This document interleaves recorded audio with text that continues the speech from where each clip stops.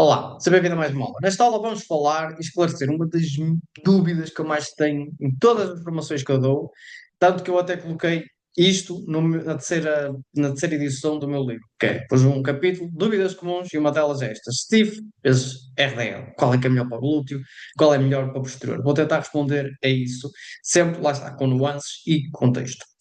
Quando nós falamos do stiff, é o da esquerda, que é stiff, rígido, que é joelho sempre esticado. RDL é o Romanian Deadlift. O que é romano? Não faço ideia. Pronto.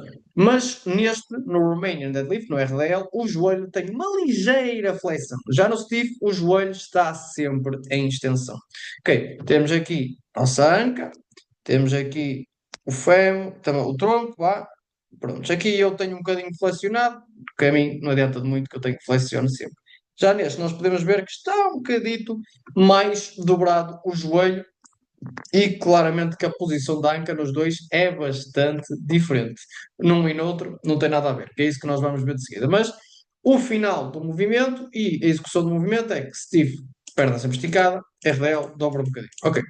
Nesta imagem, o que é que nós estamos a ver? Estamos a ver o RDL com o joelho dobrado, quanto é que nós conseguimos descer e reparem bem quanto é que eu consigo descer no Steve. Isto sou eu.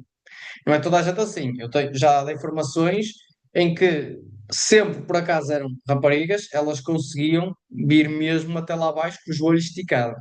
Mas a maior parte das pessoas que eu já dei treino, que eu já prescrevi treino, se fizerem um stiff mesmo puro, que temos ali o joelho sempre em extensão, a amplitude dessas pessoas é muito pequena, é bastante rígida. Com o peso do corpo, eles se calhar até conseguem descer mais um bocadinho, mas quando colocamos carga, muitas das pessoas descem ali até aos 90, se calhar 80 graus de flexão da anca. O tronco não chega a ficar paralelo ao solo. Então, se for homens, por algum motivo, a maior parte deles não conseguem. Mulheres, já é mais normal encontrar mulheres que consigam fazer. E se conseguir, top, maravilha. Pronto, depois é que é uma tomada de decisão, que é algumas coisas também de sensação musculares.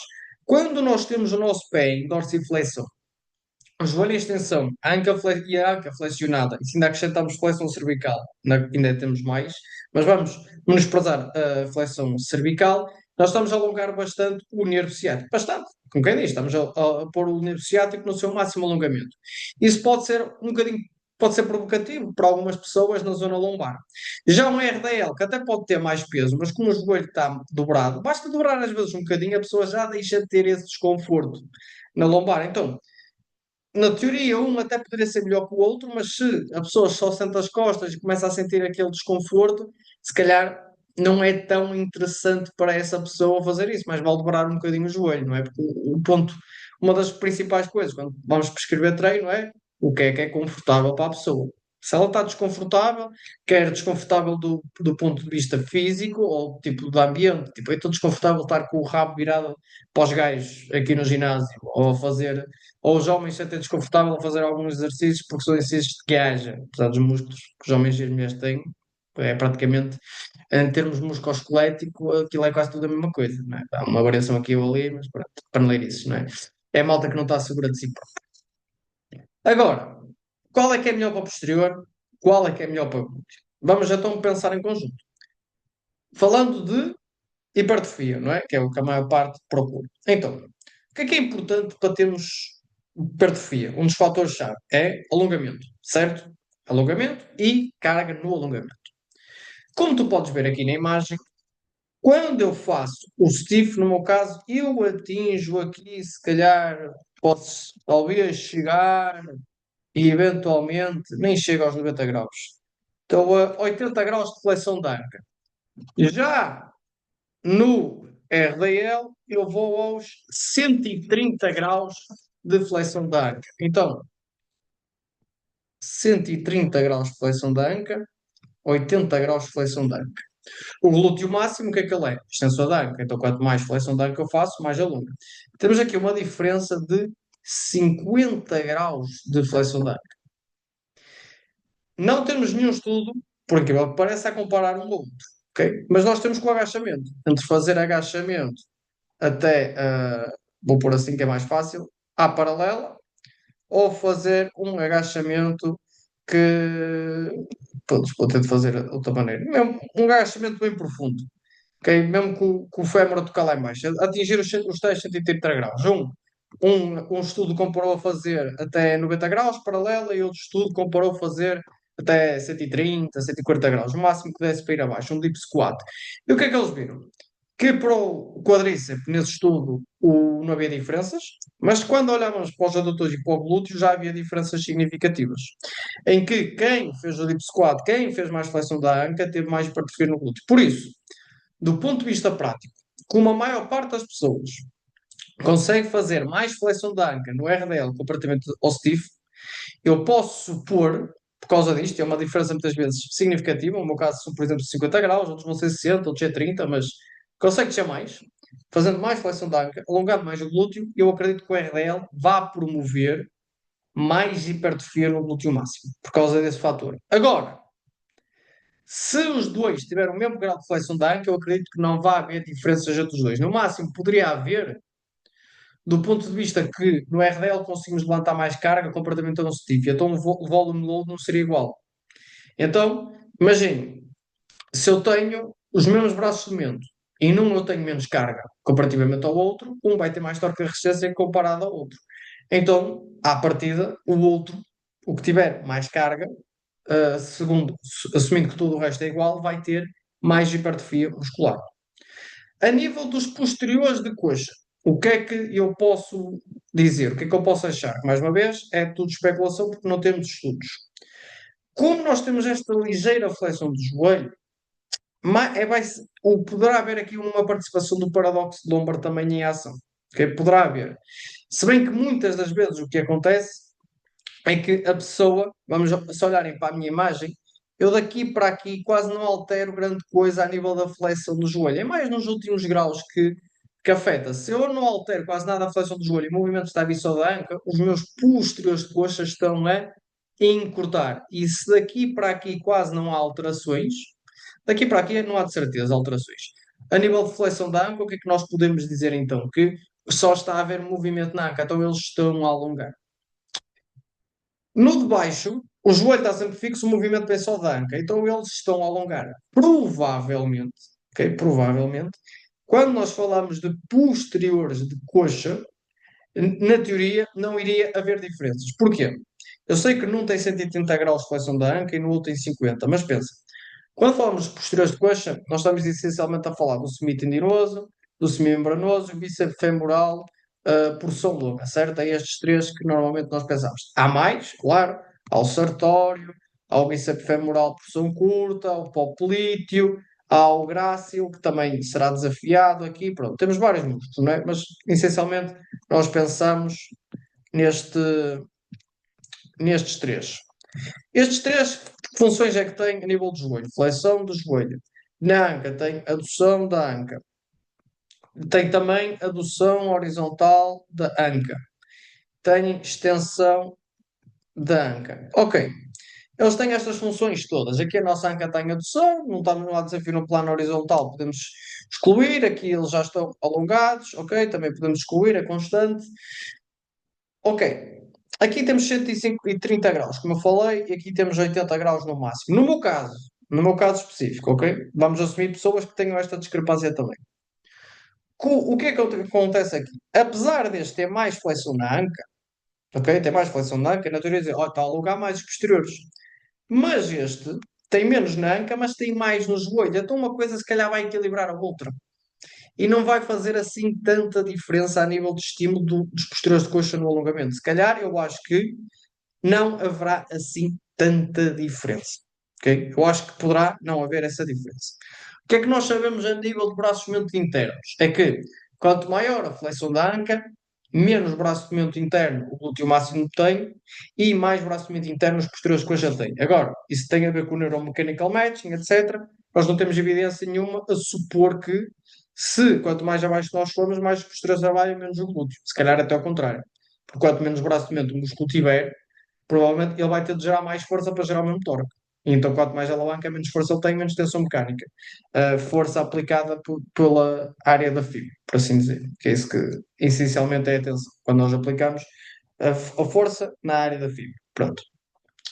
Então, para glúteo máximo, eu acho que o RDL ganha, assumindo que há mais flexão da anca, porque o que importa para o glúteo não é o joelho, é a anca. Para posteriores de coxa, eu acho que não vai haver diferenças entre os dois. Do ponto de vista pragmático, eu acho que a maior parte das pessoas se vai sair melhor com o RDL, porque não tem desconforto na lombar e permite que ela vá bastante abaixo. Agora, se vocês tiverem alunos ou alunas que atingem o mesmo grau de flexão da anca entre um stiff e um RDL, ok? A anca vai, por exemplo, nos dois a 130 graus, consegue nos dois, mas no stiff, como o joelho está esticado, os posteriores de coxa vão estar mais alongados. E então, nesse caso, eu acho que sim, o stiff, nessas pessoas, será melhor para ter um melhor estímulo hipertrófico para os nossos posteriores de coxa biarticulares. Nesses casos em específico. Ou seja, estou a dar aqui muito contexto porque é importante, porque não há uma verdade bem absoluta e, mais uma vez, não temos os estudos a comparar um com o outro. Isto é tudo opinião, basicamente, mas baseada no que nós sabemos da parte anatómica e extrapolando dos resultados de outros estudos. A nível da avaliação do braço de momento, dos braços de momento e da análise mecânica, é muito simples. Nós aplicamos força contra o chão devolve-nos uma força, isto cria um braço de momento para a anca. À medida que nós subimos esse braço de momento para a anca, vai sempre a diminuir, o que vai fazer que tenhamos um perfil de resistência mais, menos, menos, menos, em que se formos mesmo até cima, ele irá atingir depois o zero. O halter também provoca aqui um braço de momentozinho, que eu até vou desenhar o mesmo. Foi muito, basta uma linha.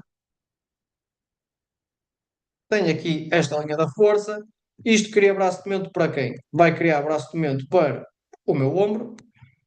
Temos aqui desafio para os extensores do ombro e também cria desafio para a minha coluna lombar, ok? E para as minhas vértebras também torácicas. Ele também está a tentar criar uma flexão torácica e está a tentar criar uma flexão lombar. Então dizemos desafio para os nossos extensores coxofemoral, extensores coluna, retratores escapulares, não é? Que está a tentar puxar a minha escápula para a frente, escápula, e também extensores do nosso ombro. É isso que é desafiado neste cenário. Ainda temos na mão os nossos flexores do punho que têm de trabalhar para sustentar a carga e quem treina com carga sabe que muitas vezes o que falha é a pega e não é em si os nossos posteriores de coxa.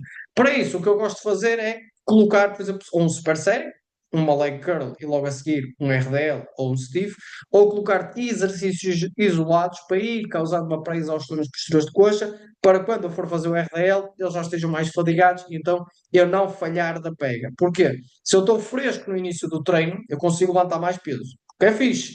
Só que com esse mais peso, eu fadigo mais do meu antebraço do que dos posteriores de coxa. Se eu já for um bocado mais cansado, okay, a nível dos posteriores de coxa, eu posso, mesmo que eu esteja a levantar uma carga mais pequeninha, se eu estou com uma carga mais pequena e estes músculos, como eu no dedo de pernas quase não os utilizo, eles até vão estar mais fresquinhos, não é? Vão estar fresquinhos, mas os posteriores de coxa vão estar fadigados. Então, eu não preciso de tanta carga para eles atingirem a falha. Então, é mais provável que quando nós falhamos seja dos posteriores de coxa e não por causa da nossa pega. Então, mais uma vez, não tenho estudo a comprovar isto. É do ponto de vista teórico e racional que mais que me faz sentido. Pronto, e temos aqui estes músculos, uma visão mais inside do que se passa. E eu gosto, pessoalmente, de dizer para fazer, se for com a barra ou fazer com os halteres, que esteja bem perto da nossa perna, para ficar mais fácil, porque quanto mais longe os halteres estiverem, maior será o braço de movimento para a anca e também o braço de movimento para a coluna. Então, de um ponto de vista para levantar mais peso, é mais interessante se nós fizermos com a barra, os halteres bem perto de nós. Para além de que isso vai diminuir as forças articulares para a coluna, porque o ponto de aplicação é mais perto do eixo articular. Temos então aqui os músculos, porque é que tem responsáveis pela extensão? Não, não, responsáveis pela flexão. Isto aqui está mal, ok? Está mal, extensão. Extensão, ok? Todos eles estão acionados. Claro que reparem bem que o adutor magno fibras oblíquas superiores é a partir apenas de 50 graus a 60 de flexão. O adutor magno fibras oblíquas inverte em máxima extensão, passa a ser flexor da anca, e depois temos aqui os outros músculos que trabalham como extensores da nossa coxa femoral. E ainda teremos os músculos que fazem a extensão da nossa coluna e também os músculos que fazem a retração e também os extensores do ombro. Espero que tenhas gostado desta aula, que agora esta dúvida tenha ficado bem esclarecida. Se tens uma opinião contrária, podes mandar, sempre com argumentos, claro. Podes partilhar também no grupo, para termos aqui uma discussão acesa e interessante. E pronto, e é isso. E continua a estudar QEMU para seres um profissional de excelência baseado em evidência. Até a próxima.